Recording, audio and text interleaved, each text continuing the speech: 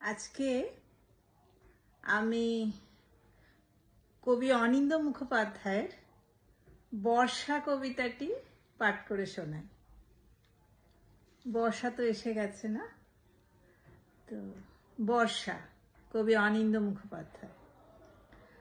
বর্ষা এসে হাত ছোঁয়ালো কয়েক গাছা চুলে, তাকে বললাম সর্দি হবে জল বসলে চুলে।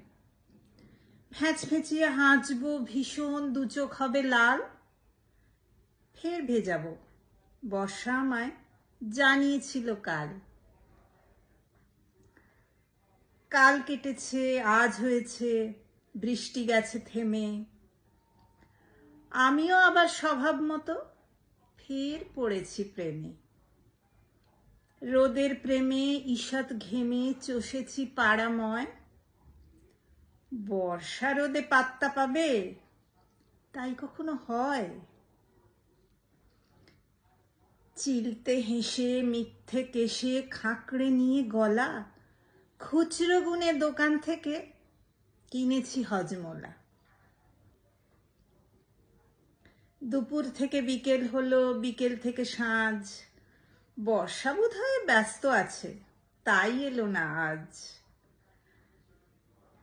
সন্ধ্যা শেষে নিরুদ্দেশে ছুটিয়ে দিয়ে গাড়ি। এমন সময় মে আই কাম ইন, একটু আসতে পারি?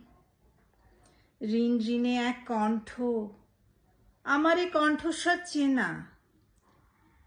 বর্ষা বলে, কি ভাবছিলে আজকে আর আসবো না? এই দেখে নাও, আজ তোমার চুলের ডগা ছুঁয়ে নামছি আমি ছদ্মবেশী বৃষ্টিকণা হয়ে। ভিজিয়েছি চুল, সর্দি কাশি যাই হয়ে যাক তাও আজকে শুধু একটিবার আমায় মেখে নাও। মখমলি সেই স্পর্শ তোমার, কাঁপছে সারা গা। শরীর আমার অবশ, গাড়ি আর যে চলে না। আবছা আলোয় বর্ষাতি নেই, বর্ষা প্রবাহিনী। বর্ষা, আমি তোমার কাছে আজন্ম কালের ঋণী। কেউ ডাকেনি এমন করে, যেমন করে ডাকো আশ্লিষ্ট আধ ভেজা গায়ে। তাই তো বলি আরো। আর থাকে না, হুঁশ চলে যায় তেপান্তরের মাঠে। বর্ষা তখন আলতো করে স্পর্শ করে ঠোঁটে। ঠিক থাকে না হয়তো কিছুই, প্রেক্ষাপটের দাবি। বর্ষা তবু ভিজেই গেল সূর্যপ্রেমিক কবি। ধন্যবাদ সবাইকে।